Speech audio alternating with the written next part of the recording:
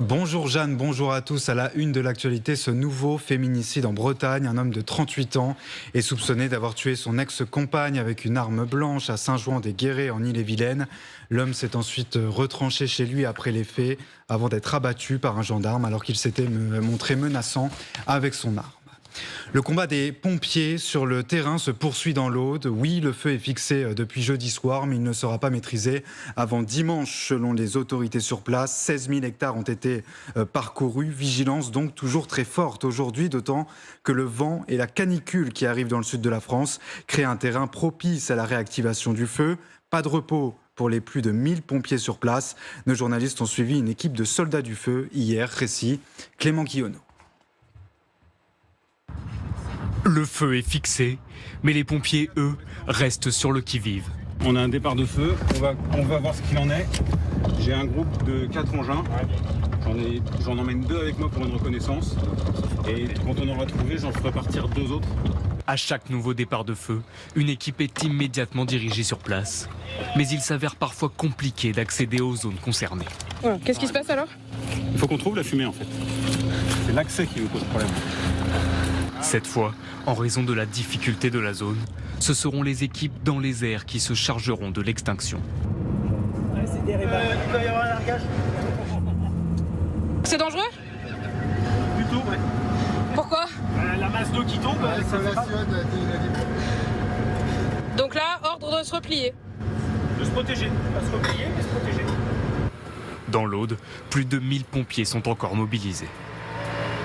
On va retrouver sur le terrain Matteo Ciaravino et Camille Souhaut. Matteo, le préfet le disait, il va falloir rester vigilant tout au long du week-end, à la fois pour les habitants mais aussi pour les élus.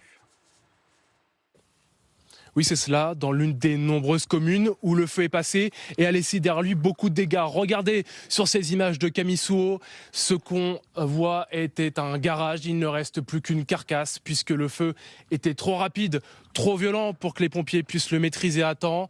C'est une situation évidemment très compliquée pour les sinistrés, qui s'ajoute à d'autres difficultés. D'abord, celle de la connexion Internet. Ici, on ne capte aucun réseau. 150 foyers sont toujours privés d'électricité et il y a désormais la problématique de l'eau. Il a été recommandé aux habitants de ces communes de ne pas consommer l'eau qui a été affectée par les incendies. Des distributions de bouteilles seront organisées tout au long de la journée. Le retour de la canicule sur une bonne partie du sud de la France. 28 départements placés en vigilance orange. On passera à 40 dimanche et le mercure va encore grimper jusqu'à lundi. Et vous êtes nombreux sur les routes aujourd'hui à subir ces températures élevées. Circulation très dense. Bison Futé prévoit rouge dans le sens des départs et des retours. Plus de 1200 km de bouchons recensés à midi. Un record pour cet été.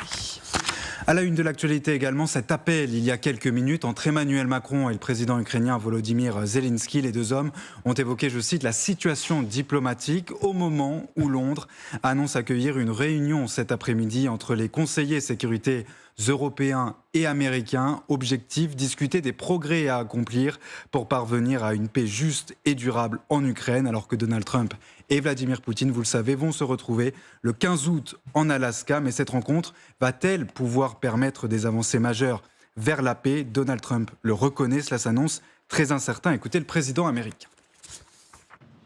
Vous parlez de territoires qui ont été disputés pendant 3 ans et demi. Beaucoup de Russes sont morts, beaucoup d'Ukrainiens sont morts. Nous examinons donc la situation.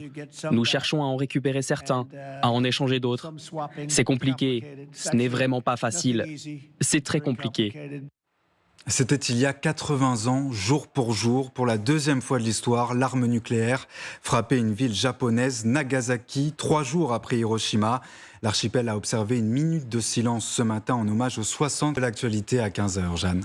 Merci à vous Nicolas Laurent. Prochain journal complet avec vous dans moins d'une heure sur notre antenne. Vous êtes donc sur LCI Direct et je suis ravie de vous accompagner jusqu'à 18h. Je vous l'indiquais dans mon propos liminaire, nous attendons cette rencontre au sommet entre Donald Trump, le président américain d'un côté, et Vladimir Poutine, le président russe de l'autre. La date vient de tomber, ce sera le 15 août prochain en Alaska. Une date qui a été confirmée par Donald Trump lui-même. On l'écoute. Vous parlez de territoires qui ont été disputés pendant 3 ans et demi. Beaucoup de Russes sont morts, beaucoup d'Ukrainiens sont morts. Nous examinons donc la situation. Nous cherchons à en récupérer certains, à en échanger d'autres. C'est compliqué. Ce n'est vraiment pas facile. C'est très compliqué.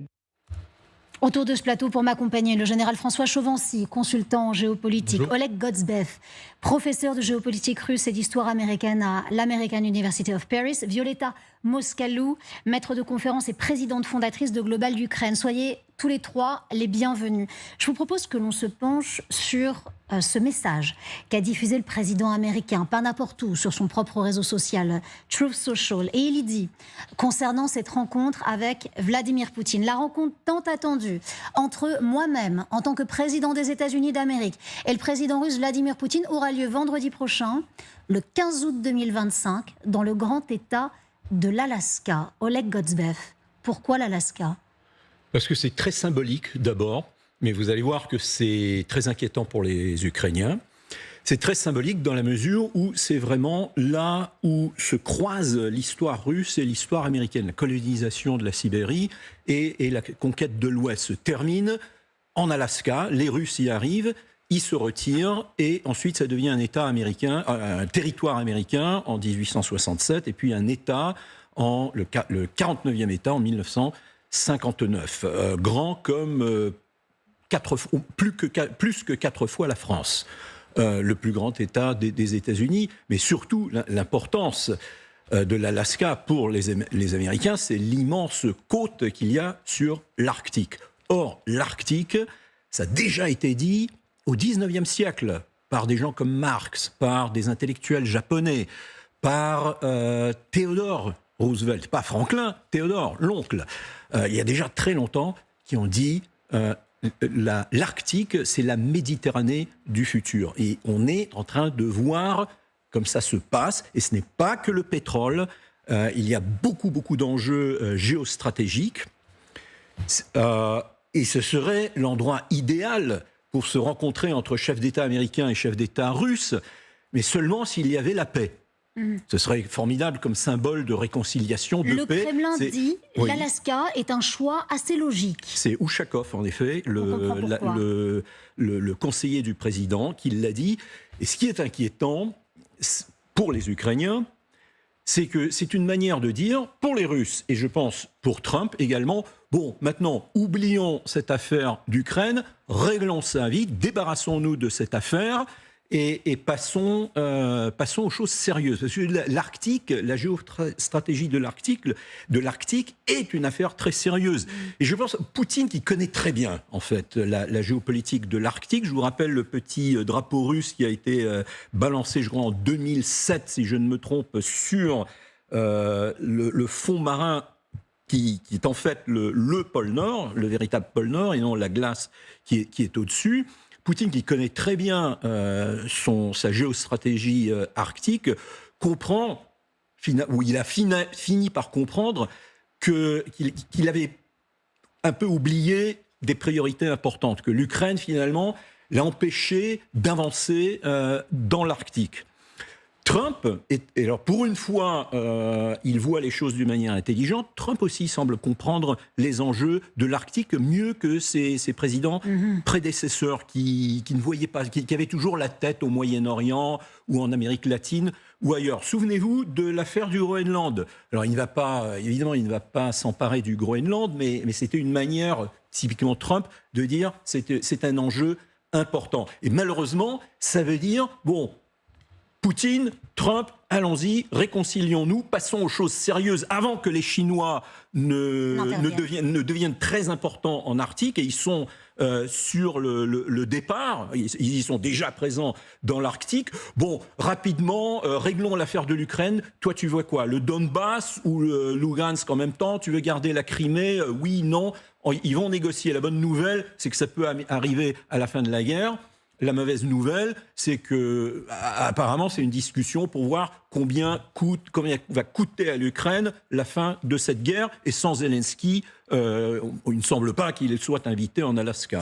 Mon général, l'Alaska, justement, pour cette rencontre au sommet, un 15 août. La date a une importance également. Qu'est-ce que vous y voyez derrière ?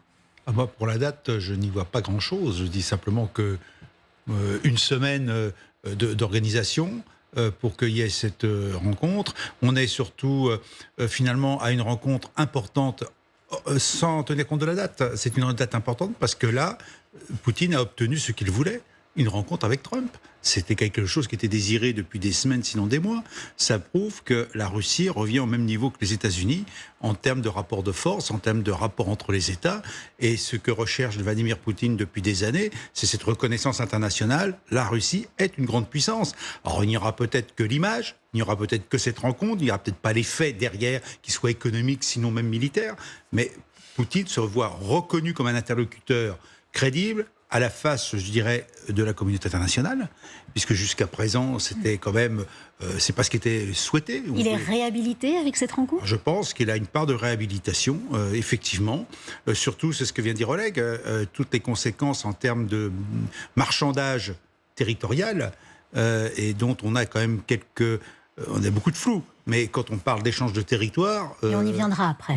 On est bien dans une situation où cette rencontre sera pas forcément un nouveau départ, mais moi je reviens tout à fait à ce qui a été dit, c'est l'arrangement des deux grands, entre guillemets, c'est sur le dos de l'Ukraine, on a des affaires beaucoup plus importantes que l'Ukraine à traiter, y compris d'ailleurs économique dans l'Arctique, parce qu'il y a beaucoup de ressources naturelles. C'est aussi les conséquences du dérèglement climatique, avec ces nouvelles voies par le nord qui permettent de circuler, avec quand même une faiblesse, notamment américaine, en termes de brise-glace par exemple, et que surtout les Russes ont, et que les Chinois voudraient aussi avoir. Donc finalement une domination russe dans le Nord et qui peut intéresser Donald Trump. Violeta Moscalo, il ne faut pas oublier une chose. Il y a en ce moment, au-dessus de la tête de Vladimir Poutine, un mandat d'arrêt de la CPI. Or, en Alaska, il se trouve qu'il ne s'applique pas, ce mandat d'arrêt. C'est donc un endroit qui est effectivement plutôt judicieux pour une première rencontre depuis bien longtemps. En tout cas, première rencontre depuis que Donald Trump, le républicain, est revenu à Washington. Ça n'empêche rien au fait que ça reste honteux de voir, d'anticiper les photos qu'on aura du président des États-Unis qui serre la main d'un criminel de guerre, en fait, et de Poutine qui est responsable de la mort de centaines de milliers d'hommes russes et ukrainiens, des enfants, des civils et tout ça. Donc pour moi, c'est une honte d'imaginer que cette rencontre puisse se produire comme ça, et ça me fait penser aussi à j'ai l'impression que c'est Yalta bis en fait, et qu'effectivement donc les Russes d'un côté, les Américains de l'autre côté ont décidé du sort de l'Ukraine et des affaires européennes en absence de l'Europe, et redessiner comme ça avec un crayon, je te donne, je prends la logique prédatrice, mais on est en train de réécrire le XXe siècle, c'est dégoûtant. Par ailleurs, mon histoire personnelle, mais ma famille qui a souffert énormément de ce pacte soviético-germanique, et qu'ils ont de la Bukovine du Nord qui a été dessinée comme ça et donnée, occupée en fait, donc par les soviets, à la Roumanie, qui est restée après partie, donc n'a jamais été rendue. Mes grands-parents ont vécu les goulags, les déportations, l'expropriation. Ma grand-mère n'a jamais vu ses frères qui étaient restés après dans l'Occident et que s'ils rentraient chez eux, ils auraient été fusillés ou déportés. Le village de mes grands-parents qui a été détruit par des bulldozers et que tout le monde est déporté. Ils ont pu revenir seulement en 1956 après la mort de Staline et tout ça. Donc moi je me dis, mais on n'a rien appris alors de l'histoire de la Deuxième Guerre mondiale. On prend les mêmes, on recommence. Et on revient, on disait plus jamais ça et tout ça, là, un criminel de guerre, et on va le réhabiliter de cette façon-là. Et surtout, moi je me demande, c'est où l'Europe en fait? Je pense que l'Europe, la voie européenne, il doit bien y avoir une troisième voie quand même, on ne va pas se laisser... En tout cas, c'est ce que demande le président Zelensky, que la voie de l'Europe soit entendue, l'Europe alliée depuis la première heure de l'Ukraine. Et le président Macron et les autres leaders européens, moi je pense que j'attends de voir quelles sont les déclarations et comment ils vont se positionner. Mais il y a un sommet aujourd'hui en Grande-Bretagne où il va y avoir les dirigeants justement européens, J.D. Vance, le vice-président américain, et également les États-Unis. On va voir, on va suivre en direct sur L6 ce qu'il en sortira. On est quand même un cinquième de pouvoir économique, de la force économique en Europe, un cinquième au niveau mondial. C'est impossible qu'il n'y a pas de voix qui pèse en fait. Donc c'est inimaginable. On a compris le lieu, l'Alaska. Pourquoi? On a compris les enjeux de l'Alaska notamment. Autre question, au-delà des enjeux, c'est le langage que ces deux hommes vont parler. Ces deux hommes se comprennent. Ces deux hommes ont plus ou moins la même vision du monde, plus ou moins, et en tout cas la même façon d'imposer leurs lois et leur volonté. Regardez ce qu'a écrit sur X Lindsey Graham, qui est un républicain très proche de Donald Trump. Et il met déjà le là à cette conversation sur les deux hommes. À ceux qui critiquent le président Trump pour sa volonté de rencontrer Vladimir Poutine et de mettre fin au bain de sang en Ukraine, rappelez-vous que Reagan a rencontré Gorbatchev pour tenter de mettre fin à la guerre froide. Il ne s'arrête pas là. Il ajoute « Je suis sûr que le président Trump s'en ira, comme Reagan, si Poutine insiste sur un mauvais accord. Et enfin, forcément, bonne chance, monsieur le président, dans vos efforts pour mettre fin à cette guerre brutale. Le monde devrait vous soutenir, je le sais. » Très précisément, comparaison n'est pas raison. Néanmoins, Trump, Reagan, même histoire où on est vraiment dans une sphère tout à fait différente. Alors la comparaison est absolument ridicule. C'est deux situations complètement différentes. Vous avez un dirigeant soviétique, Gorbatchev, extrêmement lucide, je dirais presque idéaliste, qui est en position de faiblesse extrême, avec un État qui est en pleine déliquescence. Et vous avez Reagan, qui a un atout énorme, qui est la guerre des étoiles. Et qu'on ne peut pas comparer à Trump, même si les deux sont des républicains. Encore que Trump, c'est une pièce rapportée dans le... C'est un républicain très particulier. Alors que là, je dirais, là, nous avons un chef d'État russe dont le pays devient de plus en plus fort, qui a montré sa force d'une manière extrême, je dirais presque stalinienne, pour reprendre le rappel historique de Violetta. Et nous avons un chef d'État américain complètement amateur. Alors, Reagan aussi était amateur, mais il a quand même acquis énormément d'expérience politique en tant que syndicaliste aussi. Faut pas l'oublier. Reagan avait un talent énorme, c'était de s'entourer de gens qui connaissaient bien leur affaire. Et il y en avait des... Et la preuve, les États-Unis ont gagné la guerre froide. Et je le dis en pesant mes mots. Il y en a qui n'aiment pas cette expression. Les États-Unis ont gagné la guerre froide.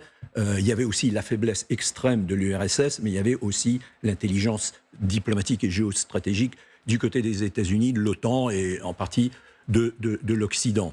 Là, pour reprendre ce qu'a dit Violetta tout à l'heure, c'est effectivement, tout se fait sur le dos d'abord de l'Ukraine, mais aussi de l'Europe. Et ça, c'était le cauchemar du général de Gaulle. C'était que quand ils étaient forts, les Soviétiques et les Américains s'entendent sur le dos de l'Europe et refassent la carte de l'Europe. Est-ce qu'on parle le même langage que ces deux hommes? Ils sont justement rassemblés dans un endroit, vous l'avez dit, avec des enjeux qui sont multiples et qui convergent les concernant. Oui. Leurs enjeux sont là, le lieu est là, ils parlent le même langage. Tout à fait. C'est la réelle politique. Pourquoi immiscer l'Europe là-dedans, même si la guerre se joue sur le territoire européen, alors que ces deux hommes arrivent à communiquer? Quel intérêt pour eux d'incorporer l'Europe? Mais il n'y a pas... Déjà, il y en a, même si on le voulait, on intègre quelle Europe? L'Europe n'a pas de politique diplomatique, stratégique, géopolitique cohérente. Vous avez 27 cuisiniers dans la même cuisine qui veulent chacun faire leur recette. Leur sauce. C'est ça le problème. On l'a vu, l'exemple parfait, c'était l'impuissance de l'Europe en 2022 au moment de l'invasion de l'Ukraine. Surtout qu'on voyait, il y avait quand même des membres de l'Union européenne qui avaient quand même une attitude très complaisante vis-à-vis de la Russie, et y compris d'ailleurs l'Allemagne, on l'oublie, et l'Italie. Donc, pourquoi voulez-vous qu'on intègre l'Europe? Qu'est-ce que l'Europe, pour le moment, a proposé de sérieux? C'est le retour de la réelle politique. Cette logique prédatrice que partagent les deux présidents qui vont se rencontrer le 15 août, ça craint parce que c'est le business as usual au niveau de la politique, la géopolitique, et il n'y a que l'Europe qui peut impulser autre chose et rappeler les valeurs fondamentales qui sont les valeurs de la dignité, de la liberté, de la souveraineté, de l'intégrité territoriale. On ne peut pas imaginer que le 21e siècle, ça va être le pouvoir du plus fort, et l'Europe a la responsabilité morale aujourd'hui de réfléchir en termes forts comment restaurer ou reconstruire, redonner des nouvelles bases en fait à ce qu'on sait faire de la politique aujourd'hui. Il y a une jeunesse, j'ai travaillé pendant des années en Afrique, dans d'autres pays aussi en développement, et il y a des jeunes qui nous regardent et qui attendent aussi pour dire mais est-ce que c'est ça, est-ce que c'est vraiment le plus fort qui décide, est-ce qu'on va faire de business as usual, mais vous êtes des hypocrites, vous nous parlez des valeurs, mais vous achetez vous-même aussi du gaz et des hydrocarbures à la Russie. Aujourd'hui, il faut le dire quand même que nous, l'Union européenne, on a donné autant aux Ukrainiens en aide militaire qu'on a donné aux Russes en achetant des hydrocarbures. Donc, je pense qu'il y a beaucoup de questions très profondes et à se poser. Et il faut du courage. Et vous avez parlé de Charles de Gaulle. Effectivement, je pense qu'il doit se retourner dans la tombe, de voir qu'est-ce qui se passe en ce moment. Violeta Moscalou, sans aller jusqu'aux Européens, et parce qu'en réalité, ce sommet qui nous intéresse va de toute façon avoir lieu en Alaska. Le lieu a été déterminé. La date, on vous le rappelle, ce sera le 15 août prochain, vendredi prochain donc. Le président, Volodymyr Zelensky, votre président, madame, ukrainien, a été lui aussi interpellé sur le lieu. Regardez ce qu'il dit, il vous rejoint. C'est très éloigné de la problématique ukrainienne. Regardez. Président Trump. Le président Trump a annoncé des préparations pour sa rencontre avec Poutine en Alaska, très loin de cette guerre qui détruit notre territoire, contre notre peuple et qui ne peut pas se résoudre sans nous, sans l'Ukraine. Poutine ne croit pas en notre peuple et c'était sa principale erreur, ne pas prendre en compte l'Ukraine. Poutine ne croit pas en notre peuple. Juste pour réagir. C'est ça, son erreur. Je suis franco-ukrainienne. Mon président, c'est le président Emmanuel Macron. J'ai aussi la double nationalité. Donc, j'ai cette posture d'être binationale. Donc, je comprends très bien la posture et ce qu'il dit le président Zelensky. Mais je voudrais quand même qu'on remette au centre le fait que la problématique de la guerre, de ce que se joue sur le territoire géographique de l'Ukraine aujourd'hui, c'est une problématique européenne. Et ça nous concerne, nous tous, Européens. C'est une guerre existentielle pour l'Ukraine, c'est une guerre civilisationnelle, c'est une guerre systémique. Le 21e siècle ne sera pas la répétition du 20e, comme le 20e n'a pas été la répétition du 19e.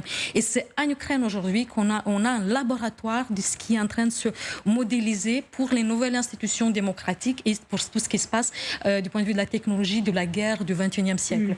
Et donc c'est pour ça que c'est notre affaire à nous, Français et Européens.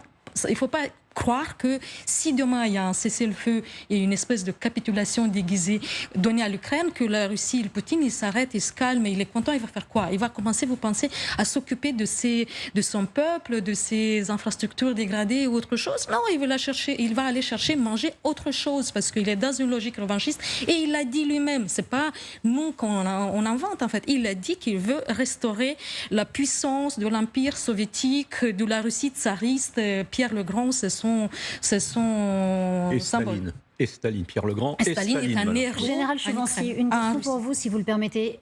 Moi, j'ai quand même une question sur l'Alaska. On a dit que c'était un endroit qui était stratégique pour les deux, à la fois pour les Américains, mais aussi pour les Russes. Or, on a du mal à comprendre les ambitions russes au niveau de l'Alaska. Je vous propose, avant que vous puissiez me répondre, mon général, que nous regardions ensemble cet extrait de la télévision de propagande russe concernant l'Alaska. Là encore, est-ce que les deux hommes pourront s'entendre sur ce lieu, alors que les deux, à la fois les États-Unis et la Russie, ont des ambitions en Alaska? Car la Russie n'a pas dit son dernier mot concernant l'Alaska. Regardez ce que dit la télévision russe. Si notre honneur est menacé, si l'intérêt national de la Russie et sa sécurité sont menacés, alors nous utiliserons tous les moyens à notre disposition. Le fait est que nos avions s'approcheront de nos frontières aériennes, les frontières de notre Alaska, et cela en collaboration avec la Chine, bien que ça les étonnera. Est-ce qu'on peut imaginer ici que Donald Trump cède en Alaska à Vladimir Poutine? Céder, je ne sais pas. D'abord, l'Alaska, la rencontre, c'était ça le début de la première question que vous avez posée. La rencontre à cet endroit-là, c'est d'abord le contact direct entre la Russie et les États-Unis. C'est ensuite un lieu historique, puisqu'effectivement, la Russie a vendu aux Américains l'Alaska. Maintenant, au-delà de cela, c'est plutôt peut-être la seule zone où il y a le contact direct entre les deux pays et où d'ailleurs, de part et d'autre, on prépare ses forces au combat arctique, notamment les Américains. Ils ont redéployé de nouvelles unités pour les préparer à la guerre dans cette région-là. Donc voilà, ça c'est l'aspect, je dirais, purement militaire. Maintenant, pour revenir aux négociations qui sont évoquées, je pense qu'effectivement, Trump de toute façon a fait son choix, que tout ce qui est dit, même si c'est pas très clair, ça va au détriment de l'Ukraine. Nous sommes bien aussi dans l'échange de territoire. Alors peut-être que le symbole Alaska, échange de territoire, sait-on jamais. Quant à la propagande russe sur cette question-là... Vous avez donc compris ma question. Oui, quand même. Sur l'Alaska. Oui. Sur l'Alaska, échange de territoire avec la Russie. Est-ce que les États-Unis pourraient céder pour faire plaisir à Vladimir Poutine ? Non, mais céder l'Alaska ? Non. Non, bon. Pas céder l'Alaska. Mais est-ce qu'à un moment, une partie, pourquoi pas, de l'Alaska qui pourrait intéresser les Russes, pourrait être en discussion avec les Américains ? Monsieur Baudouron, est-ce que ce serait une possibilité pour vous ? Non, c'est pour moi, la télévision russe est dans la propagande. Elle est en train de refaire l'histoire. L'histoire, elle est close. L'Alaska est profondément américaine aujourd'hui. Et jamais Trump se lancera sur un tel sujet. Le sujet aujourd'hui, c'est comment Russes et Américains vont s'arranger sur ce qui se passe en Europe pour aller faire autre chose dans d'autres parties du monde, dont l'Arctique, mais pas uniquement. Il y a aussi les relations avec la Chine. C'est aussi un moyen pour Trump de ramener à lui la Russie et finalement de dissocier un peu la Russie de la Chine. Dans un instant, nous parlons des territoires, mais pas n'importe lesquels. On ne parlera pas cette fois de l'Alaska, mais bien de l'Ukraine, parce que le président américain a déjà donné le là. Des territoires ukrainiens vont être discutés entre les Américains et les Russes. Sans l'Ukraine, bien évidemment, de quoi s'agit-il ? Vous nous aiderez, mon général, à y voir plus clair. Restez avec nous sur LCI, on revient dans un instant.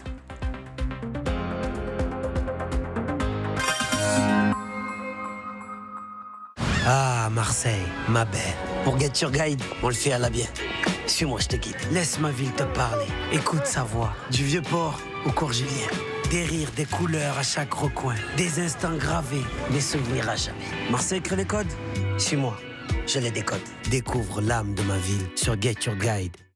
Pourquoi ton impact fissure maintenant ? Avec le soleil brûlant, le verre se dilate. Au même moment, le froid de la clim, tellement de tension, ça peut fissurer. Dommage, parce que vous pouvez facilement régler le problème en 3 minutes. Allez sur carglass.fr, tapez votre numéro d'immatriculation, choisissez votre carglass, le jour et l'heure. Et votre pare-brise retrouve sa solidité. Assuré bris-de-glace, le plus souvent, ça ne vous coûte rien. Un impact ? Allez tout de suite sur carglass.fr. Tapez bien .fr. Carglass répare, Carglass remplace. Chez Direct Assurance, en cas de sinistre, un conseiller dédié vous accompagne. Bonjour Marc, merci de me rappeler. C'est ça, Direct Assurance. Bien assuré, direct réglé. Nouvelle technologie SoFresh pour rester... Je sais que c'est direct réglé, mais on est toujours dans une pub Direct Assurance. Moi, je savais pas, moi. Bah oui, mais... Direct Assurance.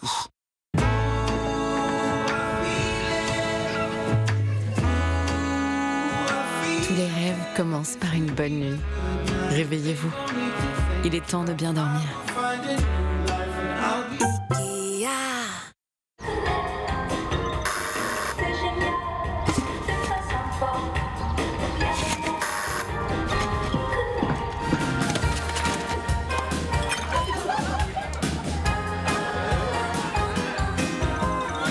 Pringles, un goût parfait à chaque bouchée. Forcément, on ne peut plus les lâcher.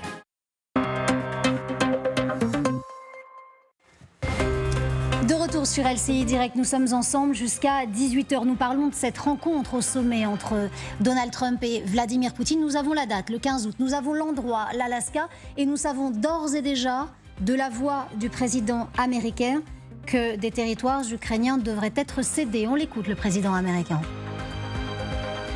Vous parlez de territoires qui ont été disputés pendant 3 ans et demi. Beaucoup de Russes sont morts. Beaucoup d'Ukrainiens sont morts. Nous examinons donc la situation. Nous cherchons à en récupérer certains, à en échanger d'autres. C'est compliqué. Ce n'est vraiment pas facile. C'est très compliqué. Si c'est très compliqué pour les Américains, imaginez la complexité pour les Ukrainiens. Écoutons le président ukrainien Volodymyr Zelensky. Le peuple ukrainien mérite la paix, mais tous nos partenaires doivent comprendre ce qu'est une paix digne. Cette guerre doit prendre fin et c'est à la Russie d'y mettre un terme. C'est elle qui l'a commencé et qui la prolonge sans tenir compte des délais. C'est là le problème et rien d'autre. La réponse à la question territoriale ukrainienne se trouve déjà dans la constitution ukrainienne. Personne ne s'en écartera et les Ukrainiens ne céderont pas leurs terres à l'occupant. Voilà pour le président ukrainien Volodymyr Zelensky. Vous êtes à mes côtés, mon général Chauvency. On va essayer de comprendre ce qu'il en est de ces territoires qui sont aujourd'hui occupés par la Russie. Première carte, on vous la montre. C'est une carte justement qui représente ces fameux territoires. Qu'est-ce que vous pouvez d'ores et déjà nous en dire de ces territoires occupés, mon général? Bon, d'abord, il y a la Crimée qui est ici, donc finalement, à la date d'aujourd'hui, je ne pense pas que ce soit le sujet principal. C'est surtout l'ensemble de ces 4 oblasts qui ont été annexés dans la constitution russe, prise bien sûr sur l'Ukraine, et avec une grande partie qui est occupée. Ici, 92% de Luhansk, en gros, est occupé par les Russes à la date d'aujourd'hui, et les autres, c'est à peu près 70%. Avec quelque chose de fondamental, ce que l'on voit ici, c'est le Dniepr, qui est en fait une frontière naturelle, qui sépare d'ailleurs l'oblast de Kherson, ce qui d'ailleurs oriente sur les échanges de territoire. On voit mal aujourd'hui les Russes franchir le Dniepr pour récupérer, entre guillemets, par accord, cette partie de l'Ukraine. Ça veut dire qu'on a une frontière naturelle ancienne entre l'Est et l'Ouest qui se recrée par la géologie. La géographie, pardon. Précisément dans ces 4 territoires que l'on peut voir qui sont annexés, que la Russie veut russe désormais, quels sont les points de friction? Je vous propose que l'on zoome sur 2 d'entre eux, Luhansk, Donetsk, pour que vous puissiez nous indiquer ce que nous devons faire précisément dans ces parties. Pourquoi notre attention doit être fixée sur ces 2 parties particulières? Alors, je ne sais pas où est Kupiansk exactement ici, mais vous avez Kupiansk qui est au nord. Vous avez cette partie-là où il y a les principaux combats. Pokrovsk doit être par ici, sauf erreur de ma part. Donc, vous avez de là à là, à mon avis, hein, de mémoire, parce que j'aime bien avoir quelques points de repère. Vous avez 3 points clés aujourd'hui qui font partie de la ligne de défense ukrainienne, sur lesquels les Russes font effort aujourd'hui, jour après jour, mais depuis des semaines et des mois, et qui cherchent à investir finalement les villes forteresses de Pokrovsk et de Kupiansk en particulier. Et aujourd'hui, on est dans une situation où ces 2 villes sont en situation d'être encerclées, même si c'est très lent, mais aujourd'hui, les lignes de contact sont à 5-10 km, pas plus. Néanmoins, mon général, pas encore de percée sur ces lignes. Pourquoi ? Je pense d'abord parce que le terrain ne s'y prête pas forcément, et ensuite l'armée ukrainienne se bat. Dès lors que l'armée ukrainienne se bat, déjà, les Russes n'avancent pas comme ça. Deuxième point, la guerre des drones dont on a beaucoup parlé. Qu'est-ce que fait la guerre des drones? La guerre des drones entrave toute progression, toute manœuvre, en détruisant tous les blindés, tous les véhicules qui se présentent. Résultat, que font les Russes? Ils se battent à pied avec des fantassins par petits groupes, ils s'infiltrent, et donc finalement, on est à la vitesse du fantassin et qui combat, donc c'est du kilomètre au kilomètre. Voilà la réalité. Donc aujourd'hui, le terrain et les drones, l'avancée technologique ne permet pas ces grandes enveloppées qu'on aurait pu voir comme en Deuxième Guerre mondiale, avec des milliers de chars qui font des dizaines, des centaines de kilomètres. Ce n'est pas possible sur le terrain aujourd'hui. C'est notamment cette ligne. On dézoome et on va cette fois sur 2 autres régions, celles qui sont un petit peu plus au sud de ces 2 régions que l'on vient de voir, notamment en focalisant sur la Crimée, mais surtout Kherson et Zaporijia. On va juste rappeler un élément extrêmement important centrale, à Zaporijia. Effectivement, la centrale. Donc d'abord, reviens à ce que j'ai dit tout à l'heure. Ici, tout à l'heure, on a le Dniepr qui fait une frontière naturelle, qui est infranchissable d'un côté comme de l'autre à date d'aujourd'hui. C'est une frontière qui parfois fait plus de 1000 mètres de large, une frontière fluviale, qui, à mon avis, sera dans les négociations s'il devait y avoir un abandon de territoire. On voit mal les Russes passer de l'autre côté. Ensuite, vous avez Zaporijia. Zaporijia, c'est quand même 6 réacteurs nucléaires sur les 15 que l'Ukraine possède, ce qui veut dire en termes d'électricité, un otage de poids. Sachant qu'aujourd'hui, n'oublions pas que l'Union européenne, par exemple, fournit 2 mégawatts sur la quinzaine nécessaire à l'Ukraine régulièrement. Une digression. Ce que vous nous dites est très important. Ce qui signifie que si cette région, très précisément de Zaporijia, devenait complètement russe, l'Ukraine ne serait plus souveraine en électricité. Si elle le serait, mais elle aurait perdu une partie de cette capacité. Et on arrive à cette, comme ce qui s'est passé depuis le début de cette guerre, on a reconduit l'alimentation électrique venant de l'Union européenne vers l'Ukraine pour compenser la perte de Zaporijia en particulier. Donc il y aurait une solution. Mais c'est une solution qui est à la fois technique et économique. Et pas idéale. Pas idéal, mais de toute façon, la question de la perte d'une centrale nucléaire, de toute façon, une perte de souveraineté d'une certaine manière. Ça ne remettra pas en cause, à mon avis, sans être expert, la capacité en électricité, les ressources en électricité pour l'Ukraine. Mais en revanche, ça veut dire aussi qu'on va avoir une plus grande interaction entre les pays européens et l'Ukraine, parce qu'on lui fournira de l'électricité, mais on ne peut pas faire plus de 2 mégawatts sur l'ensemble des besoins. Dernière question, mon général, concernant ces 2 oblasts très particuliers. Quel intérêt, autre que cette centrale nucléaire, pour les Russes, de pouvoir s'en emparer? vous avez d'abord le fait qu'ils l'ont déjà mis juridiquement dans leur constitution. Donc déjà, c'est un choix. Ensuite, je vais me répéter simplement, c'est que là, vous avez le Dniepr, naturellement défendable. C'est-à-dire que si les Russes, ils sont là de toute façon. Hein, donc, la proximité avec la Crimée aussi. Et après, la Crimée, et puis l'accès à la mer Noire. Et la question qui va se poser, c'est effectivement Odessa qui est par là, qui est revendiquée par les Russes. Je ne vois pas comment les Russes aujourd'hui pourraient récupérer par la guerre Odessa, qui est quand même le poumon, ce qui permet de sortir toutes les céréales, les engrais d'Ukraine. Donc impensable que ce soit livré aux Russes, et d'abord ce serait inacceptable, voilà, mais je conclurai là-dessus. Rappelons-nous qu'en 2022, les Russes ont essayé d'aller jusqu'à Odessa. Ils n'ont pas réussi parce que les Ukrainiens ont empêché cela. Donc aujourd'hui, je vois mal comment ça pourrait être mis en cause. On va vous montrer une dernière carte pour qu'à la maison, vous puissiez comprendre géographiquement, mais aussi en termes de structure et de dimension, ce que signifierait céder ces oblasts pour l'Ukraine comparativement à notre pays, à savoir la France. Si l'Ukraine cédait les oblasts que nous avons évoqués, mon général, cela signifierait une large partie de notre flanc Est en France, le Grand Est, la Bourgogne-Franche-Comté, l'Auvergne-Rhône-Alpes, de grandes, très grandes régions. Oui, c'est vrai, mais là, effectivement, c'est la perte pour l'Ukraine de 20% de son territoire. Elle est en gros à 660 000 km² ou 650 000 km². C'est vrai que politiquement, ça veut dire aussi préparer à la grande revanche. Rappelez-vous, en 1870, on a perdu l'Alsace-Lorraine. Qu'est-ce qu'on a fait ?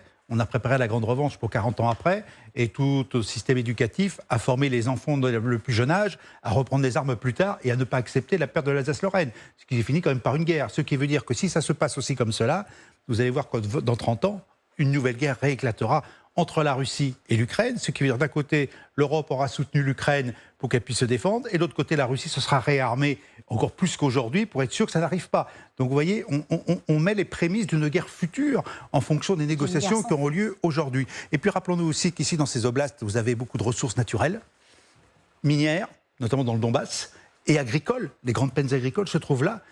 Donc là, vous voyez bien qu'en plus, il y a un gage économique en plus de Zaporijjia qui a été pris. En attendant, le président américain, lui, est très clair. Volodymyr Zelensky doit signer. Écoutons-le. Zelensky souhaite la paix. À présent, le président Zelensky doit obtenir tout ce dont il a besoin, car il va devoir se préparer à signer quelque chose. Et je pense qu'il travaille d'arrache-pied pour y parvenir. Volodymyr Zelensky doit signer. Volodymyr Zelensky ne veut pas signer. Il a déjà répondu au président américain Donald Trump. Il a dit « Nous ne céderons pas nos terres ». Qu'est-ce que ça veut dire ? Ça veut dire que la guerre va continuer ? Quoi qu'il en coûte, ça veut dire que ce sommet qui est attendu entre le président américain d'un côté et le président russe de l'autre ne servira strictement à rien, Violeta Moscalo. Ça ne servira strictement à rien. C'est de la même façon comme en 2022, on pensait que Kiev allait tomber en 3 jours et que tout était grillé parce que c'était la deuxième armée du monde, pays nucléaire, qui allait occuper l'Ukraine. Ils arrivaient avec leur tenue déjà de parade parce qu'ils pensaient qu'ils allaient faire la parade, la marche de la victoire en fait sur Kreshchatyk à Kiev. Et on a vu que 3 ans et demi après, effectivement, le général a expliqué. Il s'agit de 20% du territoire, mais on est bien loin de ce qu'ils avaient en tête et de ce qu'ils voudront. Ni les Russes ne s'arrêteront pas, ça va être un temps pour se réarmer de 2 côtés, mais surtout l'armée ukrainienne n'acceptera pas, et le président Zelensky, quand il dit ce qu'il dit, en citant la constitution de l'Ukraine, il sait qu'il a une armée ukrainienne qui ne rendra jamais les armes, en fait. Et quand on disait qu'il fallait qu'ils se retirent, les troupes ukrainiennes de Donbass, en fait, ou des régions de Donetsk, tout ça, il peut pas, il va sur les réseaux sociaux, il voit ce qu'on lui dit. Donc c'est juste inacceptable, inadmissible, et l'Ukraine qui a déjoué tous les pronostics de tous ceux qui sont sur de la réelle politique et qui pensent avec les paramètres du XXe siècle. Aujourd'hui, quand on est déjà en 2025, donc un quart du XXIe siècle, et l'Ukraine a montré qu'avec la technologie, avec la créativité, avec l'intelligence, avec l'inventivité et tout ça, tu peux faire beaucoup plus de choses, même si, je veux dire, l'équilibre, c'est un pays qui est 3 fois plus gros. Vous nous répondez, pardonnez-moi, madame, de de vous interrompre, car je n'aime pas faire cela, mais à vous écouter, vous voulez dire que l'Ukraine pourra compenser? L'Ukraine va continuer à technologie se battre jusqu'à la dernière, jusqu'au tant qu'il faudra. C'est le message que vous nous donnez aujourd'hui. Et effectivement, et je pense que l'Europe ne pourra pas signer cet acte honteux de capitulation, et qu'avec le soutien européen et avec la production et la capacité des Ukrainiens, ils peuvent tenir en défensive encore très très longtemps. Et bien sûr que très longtemps. Ça peut durer très longtemps. Des années. On ne veut pas, mais enfin, c'est pas nous qui souhaitons que cette guerre dure des années, parce que là, on est en train de pervertir la logique et de nous dire, vous, les Ukrainiens et les Européens, vous êtes des va-t-en guerre, vous voulez faire la guerre. Mais donc il faut signer. C'est ça le message que vous donne le président américain? Donc ce qu'ils disent, mais en fait, c'est de la perversion linguistique et de dire, d'accuser maintenant le pays qui se défend, de vouloir se défendre en disant, c'est vous qui êtes des va-t-en guerre, il faut que vous capitulez. Mais non, c'est pas audible pour vous. Et ça sera pas appliqué par l'armée ukrainienne, ça n'aura aucun effet sur le moral des troupes, au contraire, en fait. Regardez ce que disent nos confrères du Wall Street Journal dans un article très intéressant, justement sur les territoires occupés et sur ce que pourrait céder Donald Trump et accepter de l'autre côté Vladimir Poutine. Ils disent Vladimir Poutine accepterait, selon Witkoff, un cessez-le-feu complet si l'Ukraine acceptait de retirer ses forces de toute la région de Donetsk, dans l'est de l'Ukraine. Inconcevable, vous nous répondez? Ça, ce serait le scénario finlandais 1940, refait en 1945 avec, oui, même une neutralisation du pays. Je pense que, alors, évidemment, inacceptable pour les Ukrainiens. Néanmoins, je crains pour les Ukrainiens que dans la tête, certainement, de Trump, qui s'imagine que Poutine pourrait effectivement accepter ce compromis, ainsi que dans plus de têtes de dirigeants européens qu'on ne le pense, et je ne parle même pas des dirigeants du reste du monde. L'idée, ce serait un bon compromis finalement. Est-ce qu'on ne pourrait pas convaincre Zelensky et des dirigeants ukrainiens que tenir comme ça pendant des années et des années va coûter un prix absolument exorbitant en vie humaine? Je pense, c'est inacceptable, et bien sûr, c'est honteux, c'est moralement... le danger également, ce serait qu'on céderait ainsi à la force, et que va-t-il se passer après? Mais est-ce complètement déraisonnable? Ce serait dans la même logique que de se dire combien de centaines de milliers de vies humaines ça a coûté à la France de reprendre l'Alsace et la Lorraine. Vous voyez le dilemme. Et je pense que alors, le fait d'avoir mis l'Ukraine dans cette situation où elle doit choisir dans un dilemme pareil, c'est absolument inacceptable, c'est immoral, surtout que l'histoire nous montre. Mais malheureusement, ce n'est pas complètement déraisonnable. Là, je ne fais pas de discours défaitiste, mais je pense qu'il y a beaucoup plus de gens qui ne l'avouent et qui pensent à cette logique défaitiste. L'histoire nous montre très brièvement que vouloir penser qu'on apaise un agresseur de cette façon-là, on n'avance pas. C'est une façon de reculer pour encore la situation, ça s'aggrave. C'est-à-dire, est-ce que là, maintenant, on n'a pas une analogie avec ce qu'on a vu, la carte avec le Donbass, avec le deal qu'ils avaient fait en 1939 autour de la région des Sudètes, en fait. Est-ce que Hitler s'est arrêté? Il ne s'est pas arrêté. Il a été... Donc, tant qu'on n'a pas été jusqu'à la confrontation et le fait d'aller à la force, et parce qu'un agresseur et un pays prédateur, comme tout ce qu'a mis Kremlin là maintenant dans cette guerre, il ne sera arrêté que par la force. Le laisser aujourd'hui, lui faire ce cadeau-là, c'est penser gagner un peu. Enfin, ça serait gagner un peu de temps, mais il faudra quand même continuer à s'armer. L'Ukraine va s'armer, l'Europe doit aussi s'armer. On doit revenir sur ces bases de l'Europe de la défense qu'on n'a toujours pas construite telle qu'on aurait dû, et être prêt au fait que la guerre reviendra. Pardon de poser les questions qui fâchent, mais il y a un principe de réalité. Il y a un principe de réalité terrible dans chacune des guerres. Principe de réalité donc, que peut accepter l'Ukraine, mais surtout, jusqu'où peut-elle aller dans les concessions? Jusqu'où peut-elle aller dans l'acceptation? Le même principe de réalité aurait dû dire que Zelensky devait partir comme les Américains. On lui a dit viens, on te sort avec ton gouvernement. Et lui, il a dit j'ai pas besoin de taxi en fait, et donnez-moi des armes. Donc les Ukrainiens sont en train de déjouer tous ces pronostics un peu construits sur les paramètres, encore une fois, de l'ancien modèle du monde, parce qu'on est en mutation, il y a une transformation, la technologie joue aussi, la résilience et la rage de vivre en fait, de ne pas vouloir se laisser détruire. C'est une guerre existentielle, et encore une fois, la Bible avec cette figure métaphorique en fait, le combat de David contre Goliath, c'est exactement ce qui se joue sous les yeux du monde entier. Général Chauvency, sur le principe de réalité. Moi, le principe de réalité, j'y suis acquis depuis bien longtemps, donc il y a une réalité du terrain.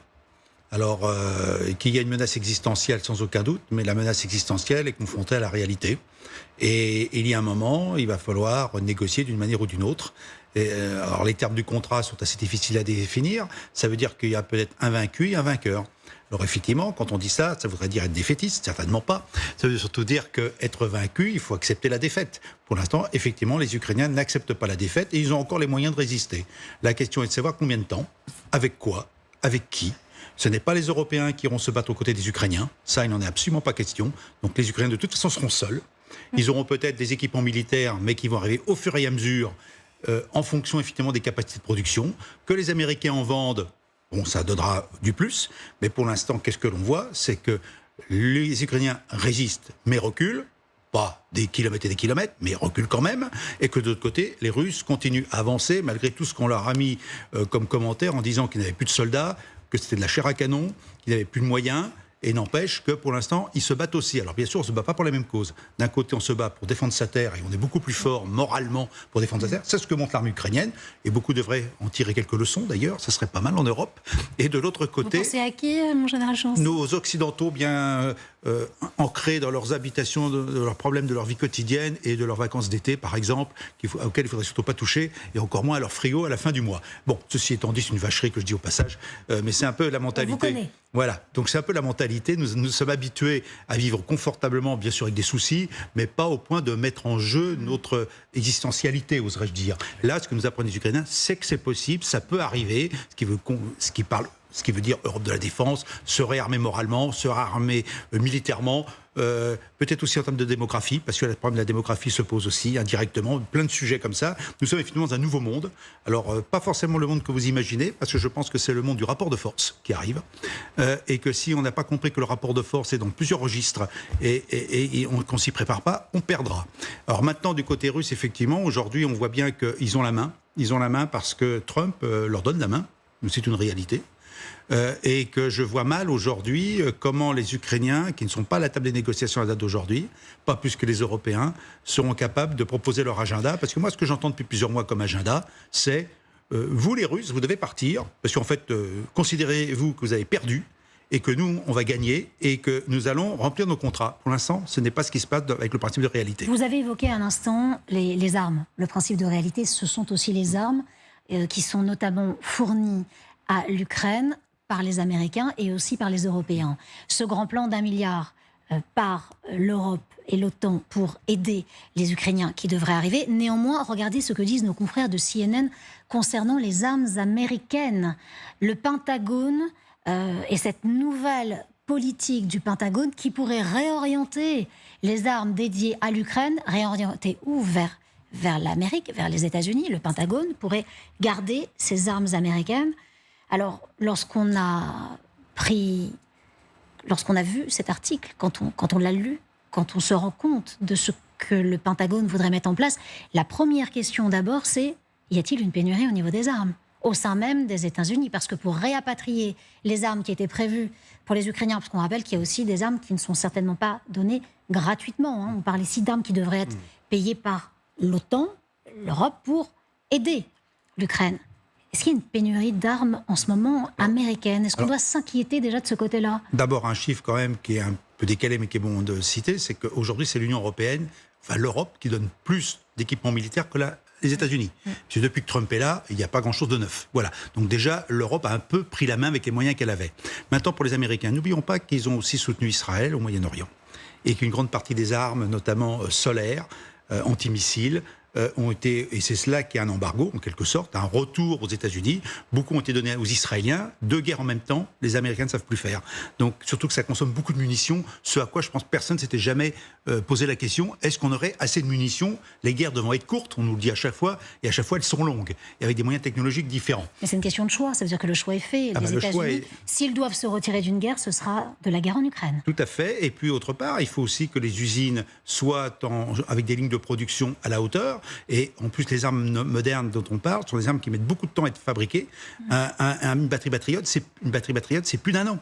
Nos Césars, c'était entre 6 et 9 mois à un moment donné, ou un peu plus. Et une batterie coûte 3 millions de dollars.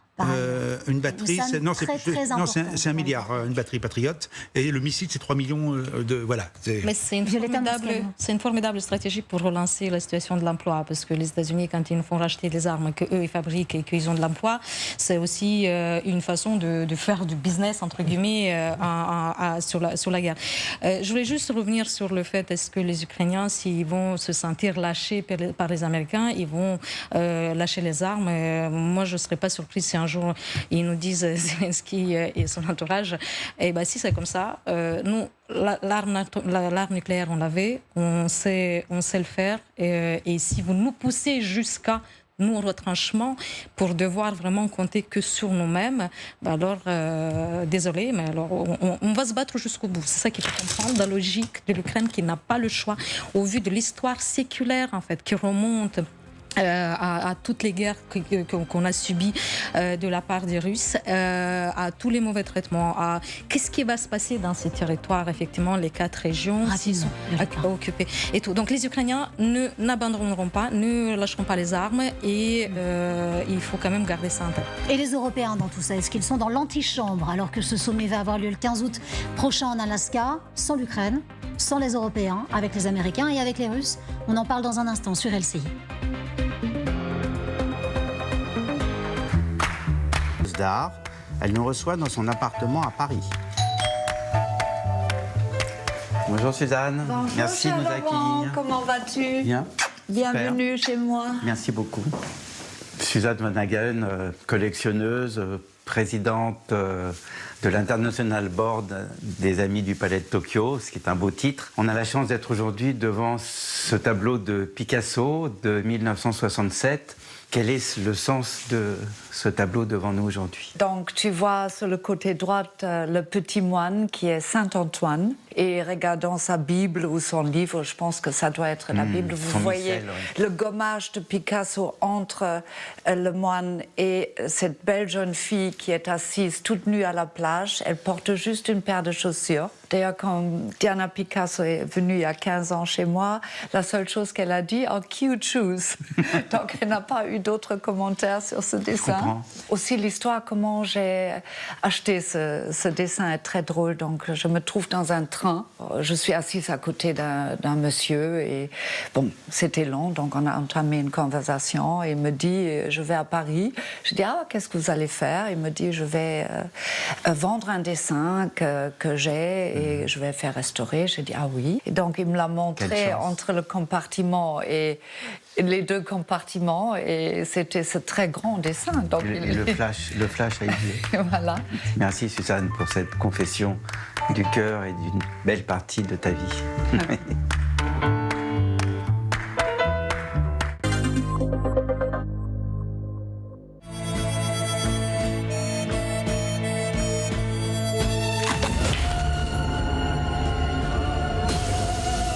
Le crack iconique de Magnum, enfin en cône. Découvrez les nouveaux cônes Magnum. Le plaisir gourmand par excellence. Magnum, fidèle au plaisir. Se balader des heures durant. Flâner dans les boutiques. Vos jambes lourdes vous gênent? Pensez à Daflon. Daflon 500 mg, efficacité cliniquement démontrée dans les troubles de la circulation veineuse, jambes lourdes, douleurs, impatience. Daflon, passe à l'action. Tout médicament peut exposer à des risques. Parlez-en à votre pharmacien. Bonjour, c'est Christophe Beaugrand. Vous aussi, vous voulez réduire l'impact de votre consommation sur l'environnement? Voici des gestes efficaces au quotidien. Saviez-vous que l'emballage de nos cosmétiques représente environ 20% de leur impact carbone? Pour vos achats, privilégiez des produits rechargeables et les éco-recharges. Et si vous choisissez des produits labellisés Cosmébio ou Écocert, vous ferez la différence. Parce que chaque geste compte. Découvrez de bonnes pratiques sur agirpourlatransition.adem.fr. Le groupe TF1 et ses partenaires engagés pour une consommation plus responsable.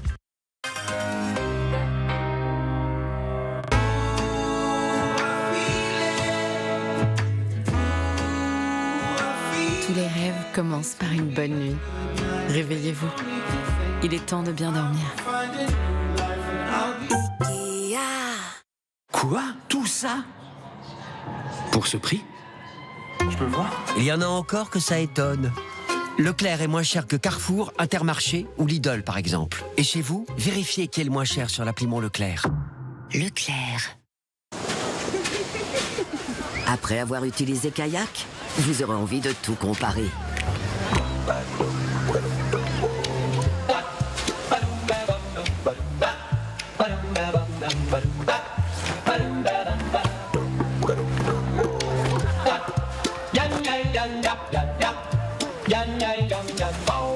Sur Kayak, comparez les prix des vols, hôtels et locations de voitures en seulement quelques clics. Kayak, découvrez par vous-même.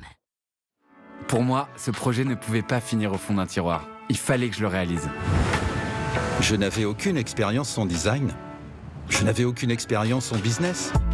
Mais j'y croyais vraiment. Chaque jour, j'ai un nouveau défi. Mais j'adore ça. C'est vraiment fou d'avoir réussi à fonder une entreprise à partir d'un rêve.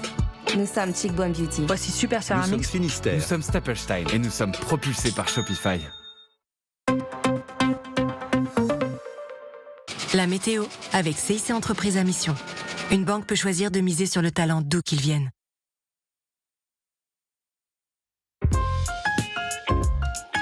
CIC, construisons pour que le monde bouge. La chaleur s'étend et s'accentue en ce début de week-end avec l'installation d'un dôme de chaleur dans une large moitié sud du pays. Les températures vont ainsi s'envoler en cours de journée, en particulier des Pyrénées jusqu'au centre-est.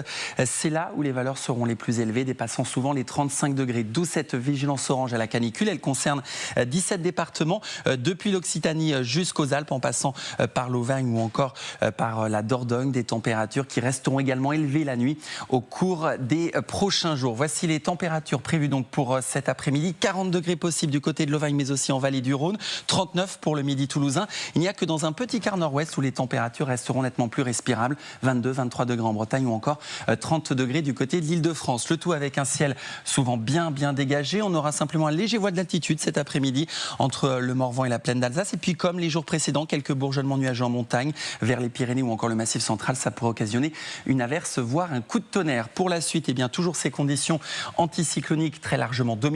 Ce sera le cas pour la journée de demain, avec ces bourgeonnements nuageux par évolution diurne sur les Alpes ou sur les Pyrénées, plutôt en fin d'après-midi. Température encore en hausse, une hausse qui va se poursuivre en début de semaine, notamment pour la journée de lundi. Il pourrait alors faire jusqu'à 42 voire 43 degrés dans le sud-ouest. Ce sera sans doute le pic d'intensité de cette canicule attendue donc pour le début de semaine. De retour sur le plateau d'LCI Direct, soyez les bienvenus si vous nous rejoignez. Nous sommes ensemble jusqu'à 18h. Nous parlons bien évidemment de cette rencontre au sommet entre Vladimir Poutine, le président américain, le président russe qui rencontrera Donald Trump, le président américain, pas n'importe où, en Alaska, pas n'importe quand, le 15 août, c'est-à-dire vendredi prochain, et pas dans n'importe quelle circonstance, sans les Ukrainiens et sans les Européens. Dans un instant, on se pose cette question, est-ce que les Européens sont hors jeu? Est-ce qu'ils sont dans l'antichambre? Élément de réponse après votre journal. Soyez le bienvenu, Nicolas Laurent.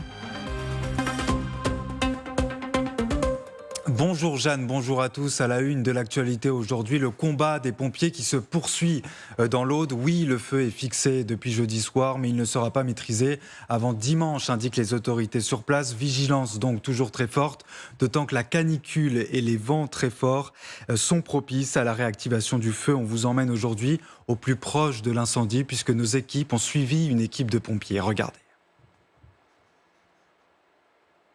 L'incendie est fixé, le combat continue.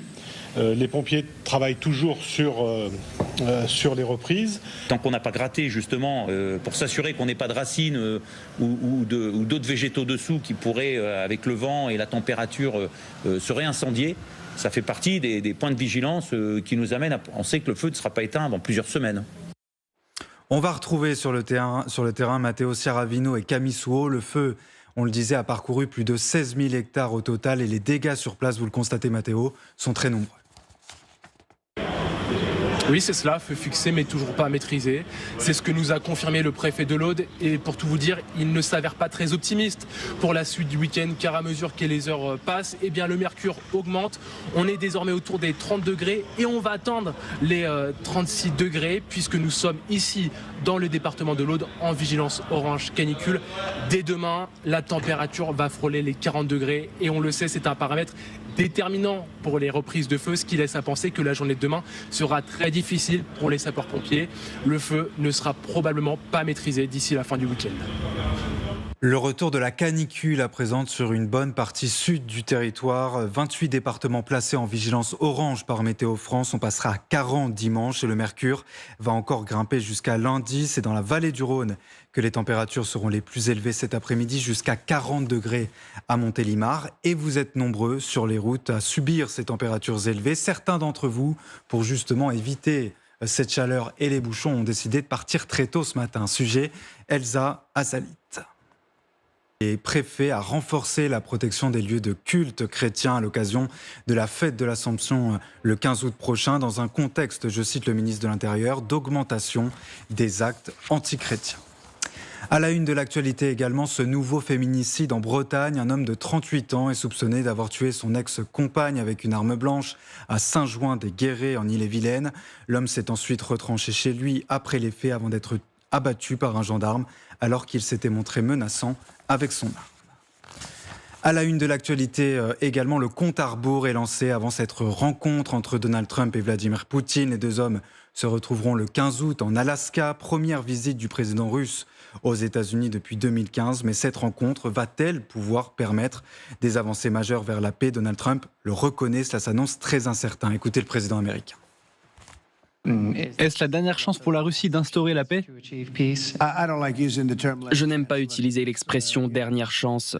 Vous savez, quand les armes à feu commencent à tirer, il est très difficile de les faire taire. C'est une guerre qui n'aurait jamais dû avoir lieu.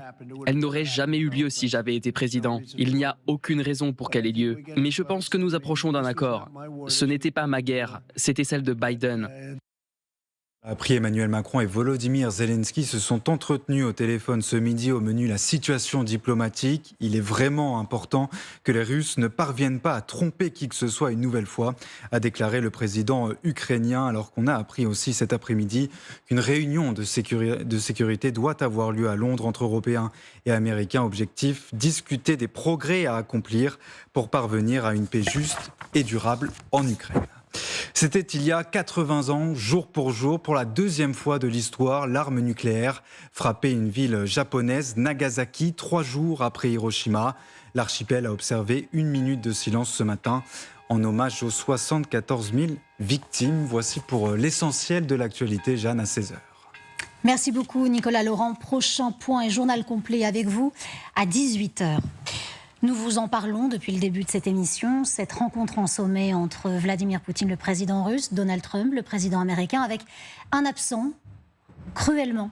L'Ukraine n'est pas là, Volodymyr Zelensky n'est pas convié, mais une autre absence, celle de l'Europe. Et l'absence de l'Europe nous fait nous poser beaucoup de questions. Est-ce que les Européens sont dans l'antichambre? Est-ce que l'Europe est hors jeu? En attendant, les Russes continuent les frappes sur l'Ukraine. La Russie a lancé 47 drones kamikazes et 2 missiles de croisière la nuit dernière. Des drones qui ont ciblé des zones dans les oblasts de Tcherniv, Soumy, Kharkiv, Donetsk, tandis que les missiles, eux, ont ciblé Dnipro. Vous voyez ces images des environs de Kherson.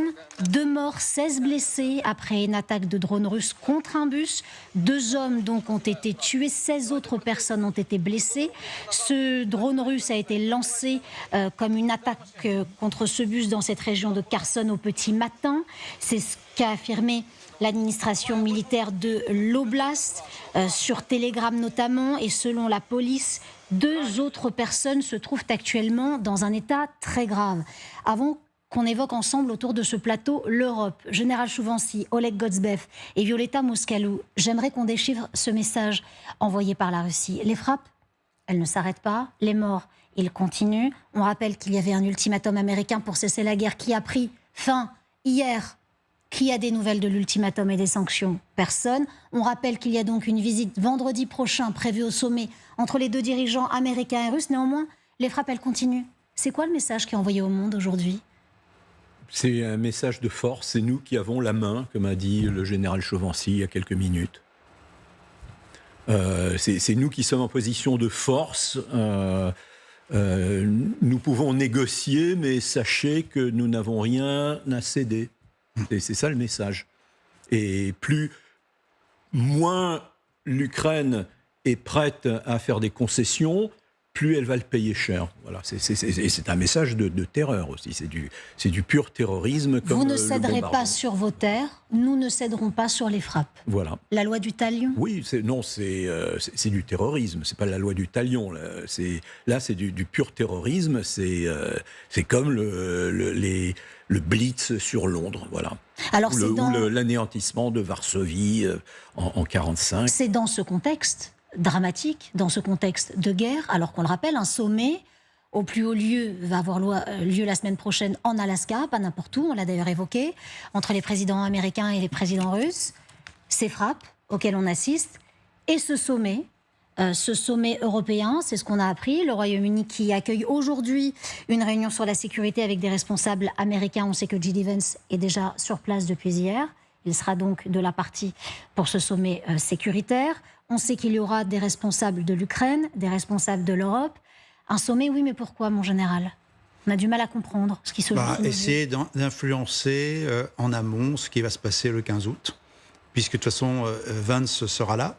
Donc il pourra retranscrire finalement la conclusion de ces échanges entre les différents dirigeants non américains pour que ça remonte à Trump en disant voilà notre position, à condition qu'ils aient trouvé une solution, une réponse. Voilà, donc je pense qu'on est dans une situation où effectivement, comme on sait, on connaît la date, on sait que cette réunion aura lieu. Donc on dit mais qu'est-ce qu'on peut y faire? Comment peut-on être à la table? Qu'est-ce qu'on peut proposer? Alors comment on s'incruste à la table des négociations quand on n'est pas les bienvenus et quand en plus on n'est vraiment pas invité? Alors après, je n'ai pas de réponse particulière. Je dirais simplement que l'Europe est quand même essentielle, pas uniquement pour assurer une aide à l'Ukraine, et ça sera aussi essentiel pour l'après. Et peut-être que l'Europe peut jouer une carte d'attendez, vous ne nous avez pas associés, on ne valide pas ce que vous avez proposé et on ne vous aidera pas à réussir ce que vous avez mis en place. Donc je dirais, sans rentrer dans les détails, c'est un facteur de nuisance. Mais l'Europe peut faire cela, empêcher difficilement, parce que si on se réfère à ce qui s'est passé depuis quelques semaines sur les taxes douanières et comment on s'est soumis au diktat américain, quel que soit d'ailleurs l'endroit, quel que soit le pays, on peut quand même dire qu'on a montré déjà qu'on était drôlement réceptif aux injonctions américaines.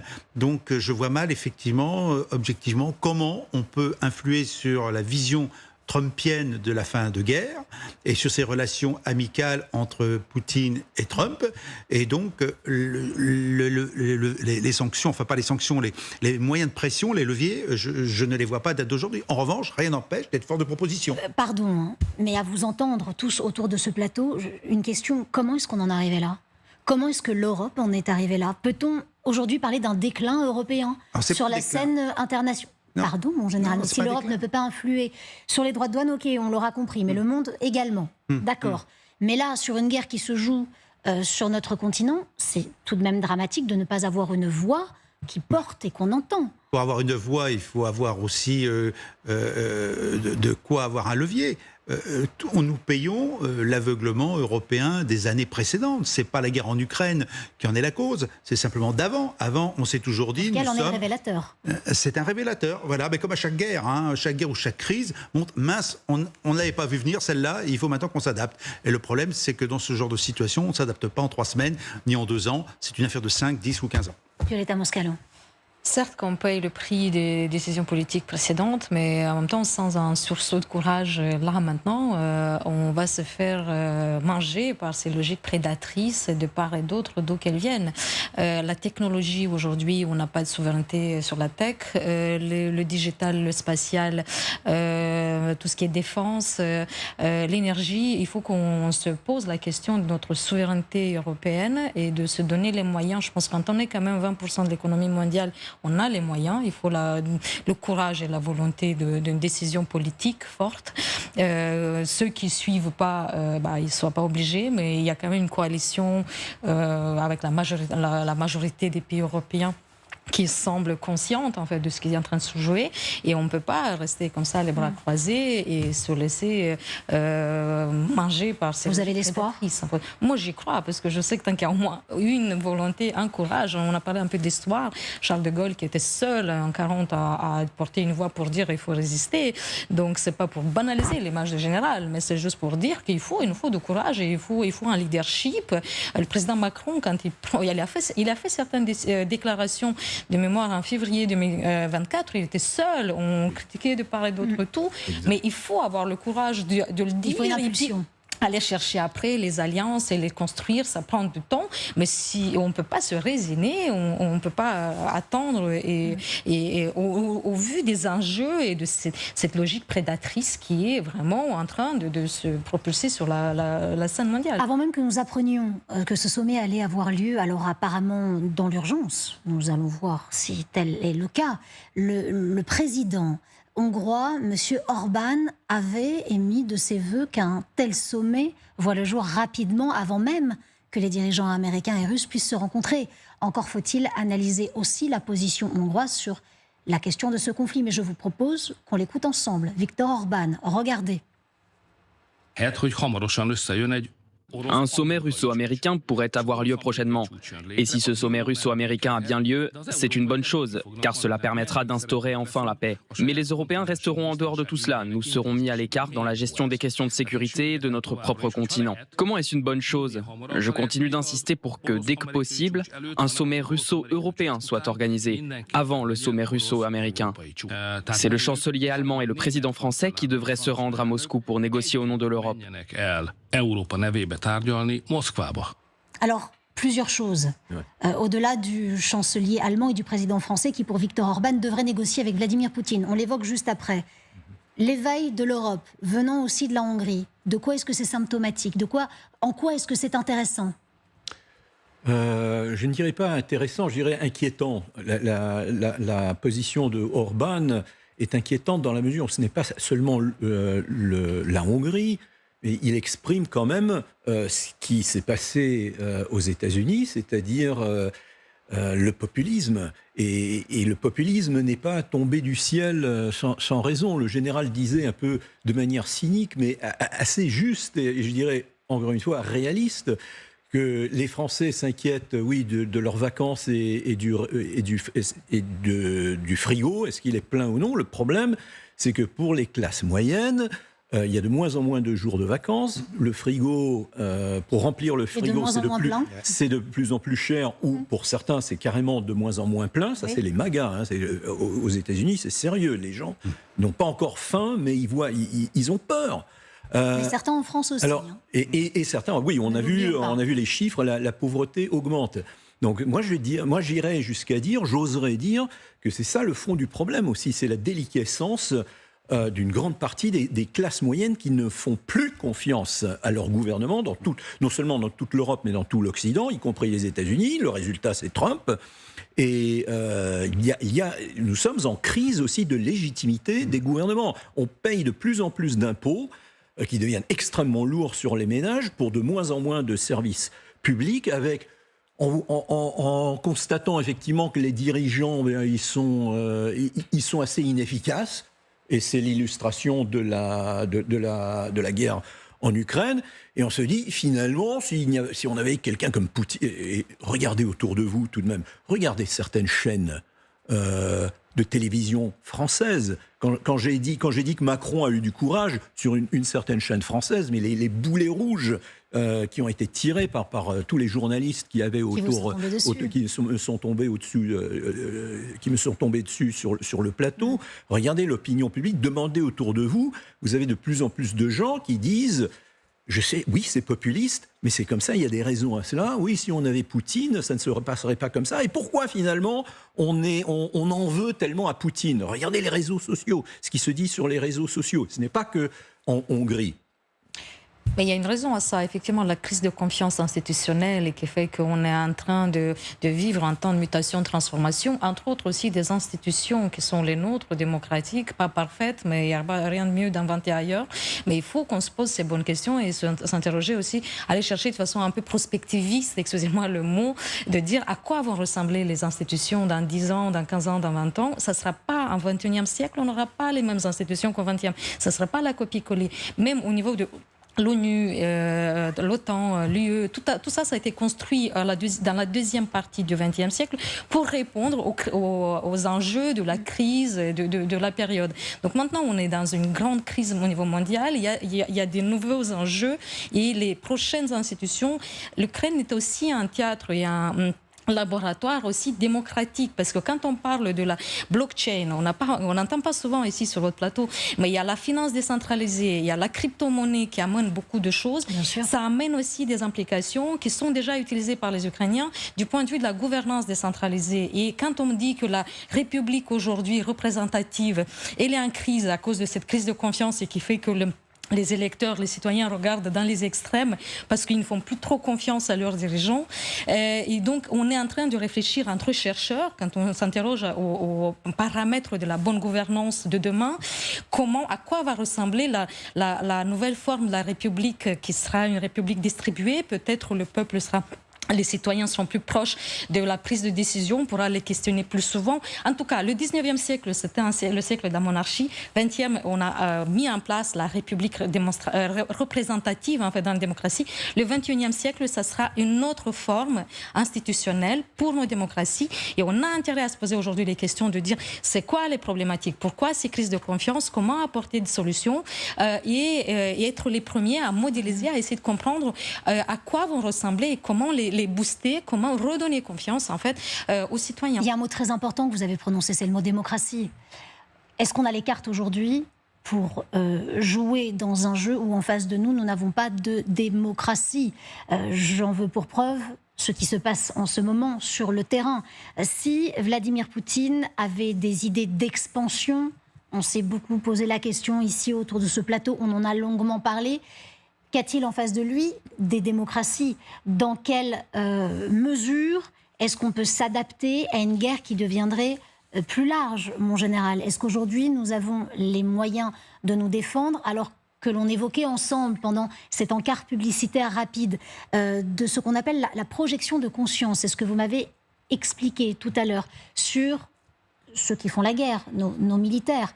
Aujourd'hui, ils ont cette projection de conscience qu'ils peuvent mettre en avant. On ne va pas les obliger à aller au combat. Ce n'est pas le cas. En Russie, par exemple, ou dans d'autres pays, est-ce qu'on joue avec les mêmes cartes? Est-ce qu'on a les moyens de nos ambitions? Je dirais que nos démocraties privilégient le volontariat plutôt que la contrainte. Un exemple très simple, le service militaire, on en reparle, mais quand on en reparle chez nous, ça sera pour les volontaires. C'est valable aussi en Allemagne à date d'aujourd'hui. On veut bien des volontaires qui fassent la conscription, mais on ne veut pas contraindre tous les jeunes à y aller. Alors, il y a un moment, on peut se demander aussi quelle égalité pour défendre les institutions des uns ou des autres. Et l'objection de conscience dont nous parlions tout à l'heure, oui, les règles européennes protègent l'objection de conscience, c'est-à-dire le droit de ne pas aller se battre, de refuser de porter une arme. Je pense d'ailleurs que l'Ukraine, qui est effectivement une démocratie, a dû être confrontée aussi à ce problème-là. Comment contraindre ces jeunes qui ne voulaient pas se battre au nom de l'objection de conscience, puisqu'on n'en parle jamais, mais qui sont protégés par les lois, finalement, même de l'Europe. Donc c'est des questions qu'on doit se poser sur la notion d'engagement. Et pour réagir aussi à ce qui vient d'être dit sur les démocraties, moi je ne crois pas que la démocratie telle qu'on la conçoit, et là je suis d'accord, telle qu'on l'a conçue jusqu'à présent, soit longtemps viable.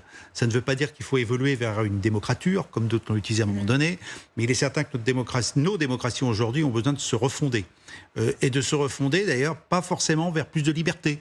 Parce que justement, on a tellement accordé de liberté aujourd'hui, même parfois contradictoire, qu'on ne peut plus rien imposer. À part qu'il y a la question aujourd'hui, vous évoquiez l'objection de conscience, il y a la question de l'acceptabilité de la population. Oui, mais il y a un moment, quand vous êtes en menace existentielle, qu'elle est bien perçue, il y a un moment, est-ce que vous pouvez vous permettre, en tant que gouvernant, de laisser le choix à chacun de faire ou de ne pas faire? D'où ma question, où sommes-nous en menace existentielle? On en veut pour preuve ces exercices de guerre militaire à la frontière avec l'OTAN. Notre frontière donc, hein, entre la Biélorussie et la Russie. Ça s'appelle Zapad, petit nom doux, pour expliquer ces exercices de guerre. Déjà, qu'est-ce qu'on sait de ces exercices de guerre conjoints qui sont donc tout près de nous? Est-ce qu'il y a ici une problématique proche, existentielle? Zapad, ça veut dire ouest. Hein. Oui. Oui, il y a Vostok aussi, l'autre. C'est à l'est. Hein. Donc, c'est les grandes manœuvres, je dirais, régulières que monte la Russie. Hein. Mais c'est aussi la manière de montrer sa force, mais aussi d'entraîner ses unités. Mais moi, je remarque que la Russie n'est pas en guerre. Elle mène des exercices qu'elle rend publics, parce qu'on n'a qu'une opération spéciale en Ukraine. Et que là, finalement, on a l'impression que c'est la vie de tous les jours. Comme nous, on ferait en France ou en Europe, dans le cadre de l'OTAN, on montrait des exercices sans être en guerre. Donc on n'est pas en guerre, mais on montre sa force. Et moi, je constate quand même que malgré les engagements de militaires russes en nombre important, semble-t-il, en Ukraine, on les évaluerait à 700 000, c'est quand même énorme pour l'armée russe.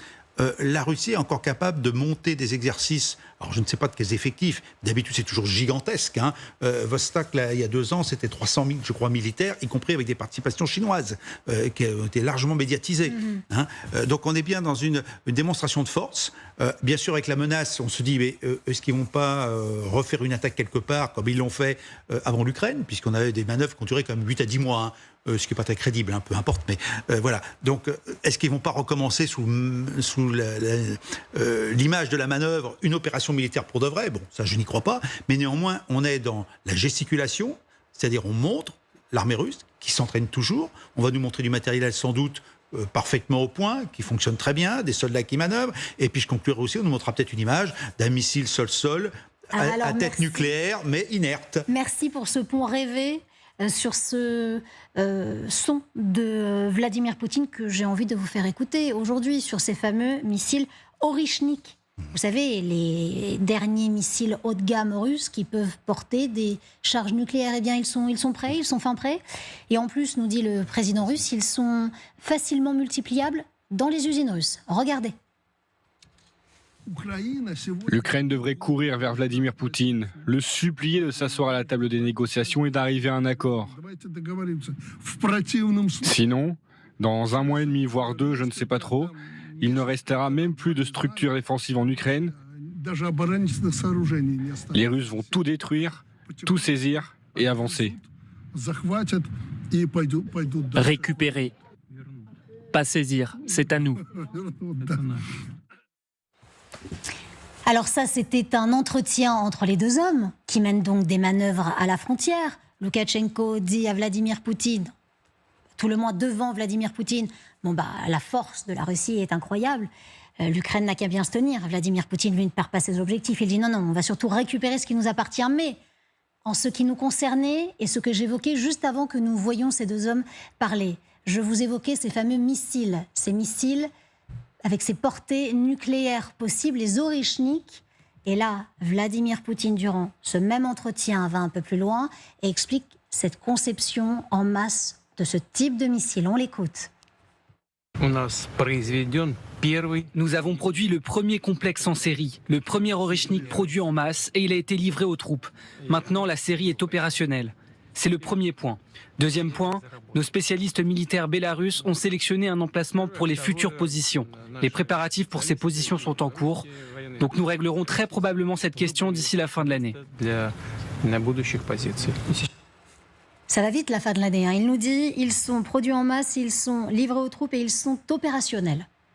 Oui, on le sait, ça c'est un autre atout de la Russie, c'est que la Russie a une avance sur l'armement. Le général Chovancy et d'autres l'ont dit sur ce plateau très souvent.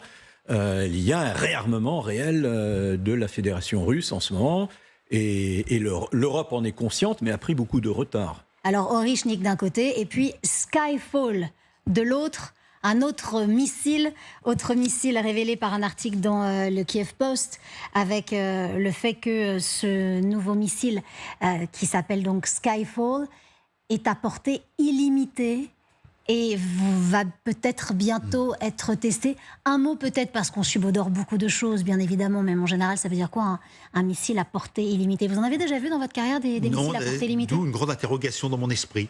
Une portée illimitée, j'avoue, je ne peux pas vous répondre, ça me dépasse, je suis complètement dépassé. Quand il est lancé, il peut faire des kilomètres et des kilomètres à part. Oui, mais il faut du carburant. Oui. Donc quel type de carburant? Il ne va pas faire le tour de la Terre. Voilà, donc je me méfierais quand même de l'interprétation que ce soit un missile à une portée supérieure à ce qu'on connaît d'habitude, peut-être, mais là, illimité pour moi. Technologie expérimentale nucléaire, nous dit-on, et qui pourrait largement polluer en plus. Voilà. Est-ce qu'il voudrait dire qu'il y aurait un moteur nucléaire à bord? Absolument.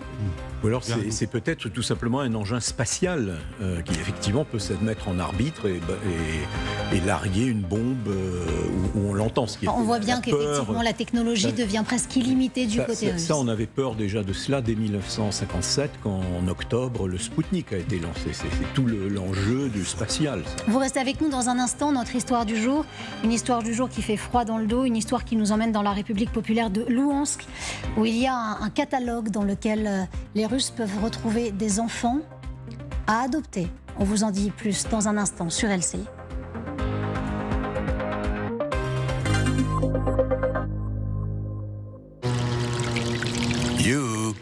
United Credit. En ce moment, profitez d'un prêt de 10 000 € au taux exceptionnel à partir de 4,5%. United Credit, enfin un crédit fait pour you.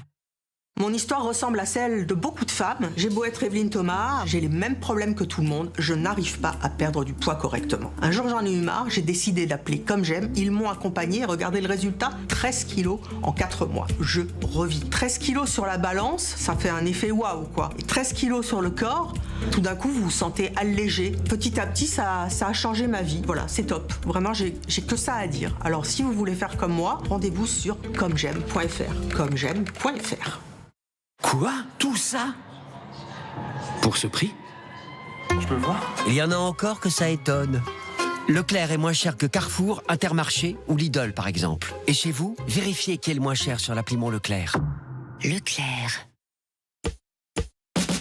Découvrez les nouveaux déodorants pour tout le corps Dove. Sentez bon, de la tête aux pieds. Ici, là et même là. Nouveau déodorant pour tout le corps Dove, testé dermatologiquement.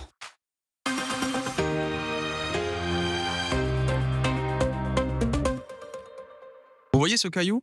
Si un gravillon comme ça heurte votre pare-brise, bam, ça peut faire une grosse fissure. Chez Carglass, on s'en occupe de votre pare-brise. Allez sur carglass.fr, tapez votre numéro d'immatriculation, choisissez votre Carglass le plus proche, le jour et l'heure. Et on remplace votre pare-brise avec les mêmes options que l'ancien. En plus, en ce moment, Carglass vous offre un aspirateur de voiture développé par Noroto. Prenez rendez-vous en 3 minutes sur carglass.fr ou appelez-nous au 3044. Carglass remplace.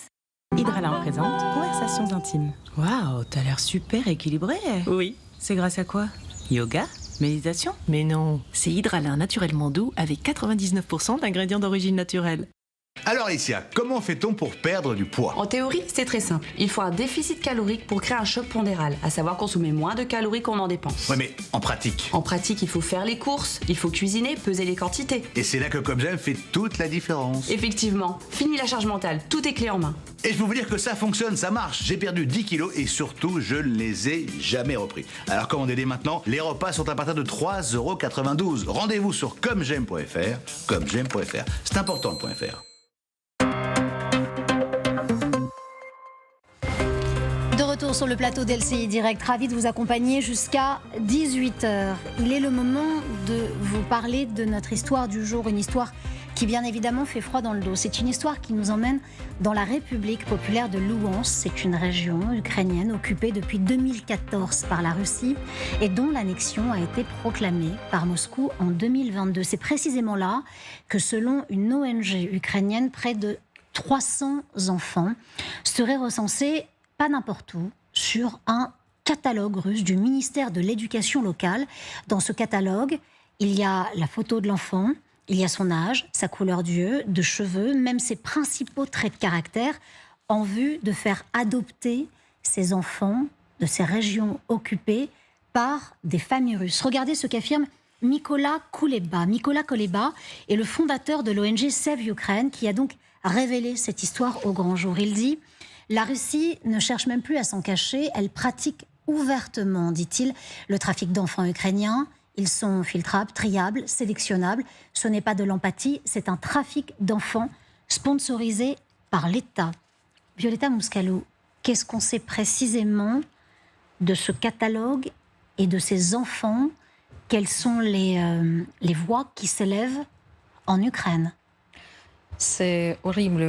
Les chiffres démontrés vraiment factuels, on parle de au moins 19 000 enfants, voire plus, mais après c'est très compliqué. 19 500. La négociation de terre rend les 19 500 enfants que la Russie a kidnappés.